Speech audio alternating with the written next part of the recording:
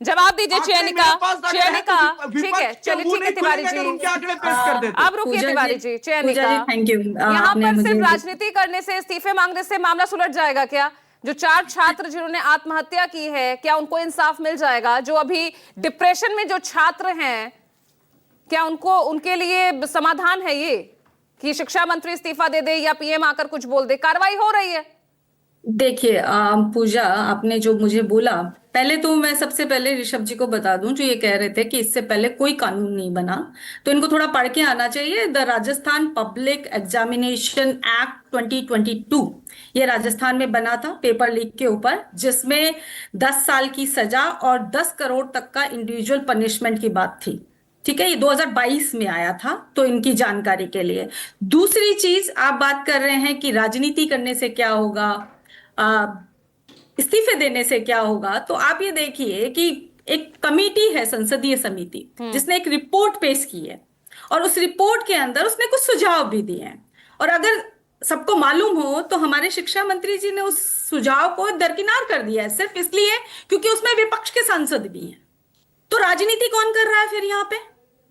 भाई, अगर ये राष्ट्रीय मुद्दा है तो इसमें सत्ता के साथ साथ विपक्ष की राय भी महत्वपूर्ण है ना। विपक्ष भी तो इसी राष्ट्र का हिस्सा है, कोई विदेश से तो आया नहीं है विपक्ष। उनकी राय को आपने बिल्कुल अलग कर दिया। और राय क्या थी, उसमें कहा क्या गया? उसमें कुछ गलत तो नहीं कहा गया। 2024 में जब नीट का एग्जाम रद्द होता है तो सिर्फ नीट का एग्जाम रद्द नहीं होता है, उस समय आपके यूजीसी नेट का भी एग्जाम रद्द होता है, नीट पीजी का भी एग्जाम रद्द होता है। 10 दिन के अंदर अंदर कई और सारे एग्जाम रद्द होते हैं। और हमारे शिक्षा मंत्री जो राजस्थान के हैं, उनका बयान क्या आता है?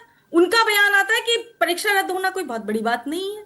तो आप सोचिए कि जो छात्र पहले से मेंटल ट्रोमा में है, क्योंकि आप देखिए कि एक बच्चा जब तैयारी करता है ना नीट की, तो आप ऑनलाइन की तैयारी कर रहे हैं। आप देखिए, मुझे पूजा जी आप पूरा मौका दीजिए। मैं आपको मौका दूंगी डॉक्टर चयनिका। यही तो बात कह रहे हैं ना तिवारी जी कि भाई कार्रवाई में थोड़ा सा टाइम लगता है लोगों को पहचानने में, इन्वेस्टिगेशन में, और वो कार्रवाई हो रही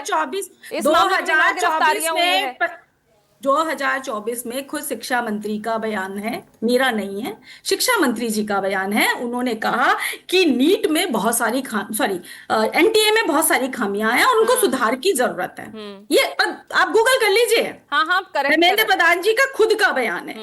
2 साल में खामियां आप दूर नहीं कर पाए, मतलब कितने साल चाहिए भाई, कितने साल चाहिए? और आप अभी बात हो रही थी डॉक्टर गलत नहीं आने जैसे चाहिए। 5 साल भाई आप राजस्थान में रहे, आपने इतना लंबा शासन किया, फिर आपको मौका नहीं, फिर 2022 में आके आपने जैसे कानून बनाया, वक्त तो आपने भी लिया ना, 5 साल का वक्त आपने भी लिया। आप उनसे कानून बना, आपने कहा जनता ने जवाब दे दिया, आपने कहा जनता ने जवाब दे दिया। अभी सत्ता में होते तो हम ही जवाब दे रहे होते। हमारे मुख्यमंत्री जी ने ये नहीं कहा कि पेपर लीक हो गए तो कोई बड़ी बात नहीं है, वो कानून लेके आए। ठीक है, दूसरी चीज मैं ये कह रही हूं कि आपने 2 साल पहले खुद इस चीज को स्वीकार कर लिया, और जो संसदीय समिति की रिपोर्ट है वो क्या कह रही है कि सीयूटी के एग्जाम के बाद जो है आपके टाइम पे एडमिशन नहीं हो रहे, तो गलत क्या कह रही है उसमें? आप डीयू के छात्रों से पूछिए, पिछले जब से एनटीए के पास डीयू के एडमिशन गए हैं तब से लेके आज तक एक सेशन में भी फर्स्ट ईयर की क्लासेस टाइम पे शुरू हुई हो तो बताइए आप। एक सेमेस्टर तो किशोर कुणाल यहाँ पर बताइए, जब से एनटीए के पास गया है तब से लेके आज तक डीयू का एकेडमिक कैलेंडर। ठीक है, चयनिका का सीधा सीधा यहाँ पर इशारा है एनटीए की तरफ। एनटीए में ही